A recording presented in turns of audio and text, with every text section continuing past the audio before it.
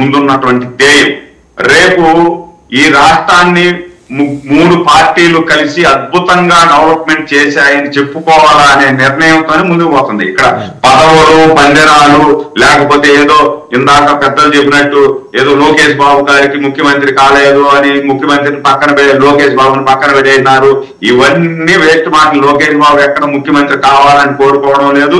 రేపు తెల్లారితోనే లోకేష్ బాబు ముఖ్యమంత్రి అయిపోవాలని ఆలోచన లేదు. ఇక్కడ పవన్ కళ్యాణ్ గారు లోకేష్ బాబు గారికి మంచి అడ్మినిస్ట్రేషన్ నేర్పించగలిగినటువంటి ఒక ఉపాధ్యాయులు లాంటి ముఖ్యమంత్రి చంద్రబాబు గారు ఉన్నారు.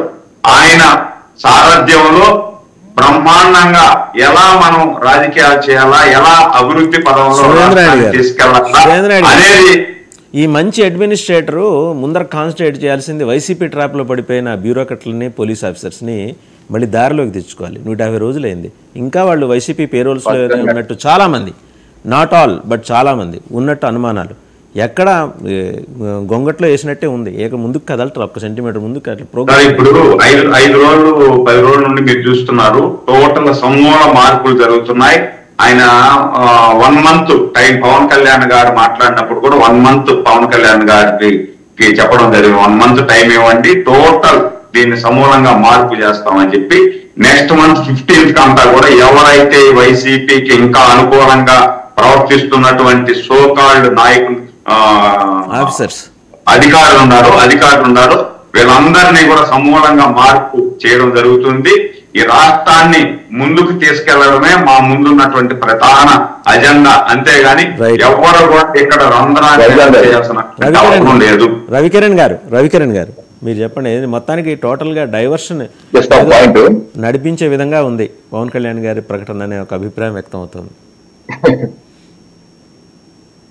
ఇప్పుడు జనరల్ గా జనసేన అధినేత పవన్ కళ్యాణ్ గారు అలాగే జనసేన పార్టీ ఎదగాలి, ఆ జనసేన పవన్ కళ్యాణ్ గారు ఎదుగుతా ఉంటే ఆ పార్టీలో నాయకులు కార్యకర్తలకి ఆనందంగా ఉంటుంది. అలాగే మేము పనిచేస్తున్నాం, ఏ రకంగా తండ్రి పుత్రుడి యొక్క గొప్పదనాన్ని లేదా ఎదుగుదలను చూసి తండ్రి ఆనందపడతారు, అలాగే జన సైనికులు ఆనందపడతాం అనేది సర్వసాధారణం, సహజం కూడా, ధర్మం కూడా.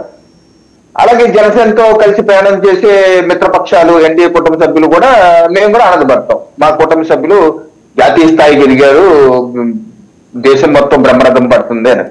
అయితే రాష్ట్రంలో విచిత్ర పరిస్థితి ఏంటంటే మా ప్రత్యర్థి పార్టీ, రాష్ట్రంలో ప్రధాన ప్రతిపక్షం ఉన్న పార్టీ కూడా జనసేన ఎదుగుదల పవన్ కళ్యాణ్ నేనే కారణం పోటీ పడుతున్నారు. ఇది విమర్శల యొక్క ప్రశంసలు కూడా అందుకున్నటువంటి పవన్ కళ్యాణ్ గారిని అది పెద్ద కితాబుగా మనం చెప్పుకోవాలి. అది పెద్ద కితాబు. జనసేన నాయకులు, వైసీపీ నాయకులే అంటున్నారు ఆయన జాతీయ స్థాయికి ఎదగడానికి మేమే కారణం, అసలు జనసైనికులు కాదు, బీజేపీ కాదు, తెలుగుదేశం కాదు, మేమే అంటున్నారు. మరి మేమే ఆయన జాతీయ స్థాయికి ఎత్తి మీరే పరిస్థితికి వెళ్ళారు? ప్రధాన ప్రతిపక్ష పార్టీ ఇవ్వండి 3 రోజులు అని అనుకునే స్థాయికి వెళ్ళిపోయారు. మీకు ఇస్తేనే వస్తాం ఇవ్వండి అయ్యా. ఇప్పుడు కూడా మీరు పవన్ కళ్యాణ్ గారు చెప్పలేదు. మీ నాయకుడు ప్రెస్ మీట్లు పెట్టి మళ్ళీ అయితే దత్తపుత్రుడు. ఇక 2029కి వెళ్ళేసరికి ఈ పరిస్థితి ఏదో అవుతుందో ఆ పులివెందులు కూడా మిగులుతుందో మరి ఒకసారి మీరు ఆలోచించుకోండి. పవన్ కళ్యాణ్ గారు ఇప్పుడు ఇంకా మీరు జపం చేస్తుంటే ఆయన అంతర్జాతీయ స్థాయికి వెళ్ళిపోతారు. ఇప్పుడు నేను చెప్పిన నిజాన్ని కూడా మీరు జీవించుకోలేకపోతా ఉన్నారే. నేను ఉన్నది నేను పూర్తి చేస్తాను.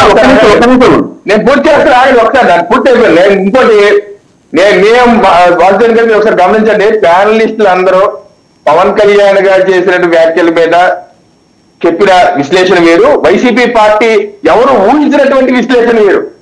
నేను ఇందాక చెప్పాను, అసలు మీకు ముందు గుద్దుకుంది వాళ్ళకి వైసీపీకి. అది లోకేష్ హార్ట్ అటాక్ వచ్చింది, అది ఎవరు ఊహించారండి? లోకేష్ హార్ట్ అటాక్ వస్తున్నాయని అది వైసీపీకి అర్థమైంది. అంటే ఎక్కువగా బలపడిపోతుంది, బాధపడిపోతుంది, దిగాలు పడిపోతుంది వైసీపీ నాయకులు అంటే. ఇప్పుడు చెప్పండి సార్. కాదు బ్రదర్, నేను చెప్పింది ఉన్నది నిజం చెప్పాను, ఉన్నట్టు చెప్పాను. మీరు ఊహించలేకపోయారు కాదు, ఉన్నది జరిగింది చెప్తున్నాను. కాకపోతే ఇది మీరు చెప్పింది జరగాలంటే లోకేష్ గారు రెడ్ బుక్ రాజ్యాంగాన్ని రాసినట్టు